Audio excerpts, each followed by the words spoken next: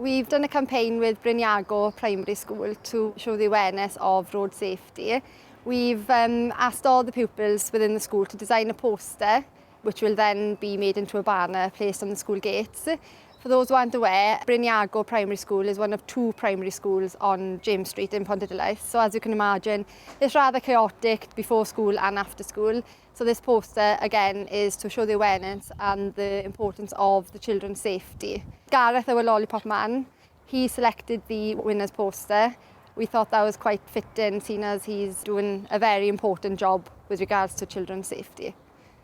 I'm very grateful to the grandparents, parents, children, police for helping me and being obedient on the roadside, and drivers as well, that they adhere to what I do, because I have had a 100% record here for the last 15 years, and I hope it stays that way.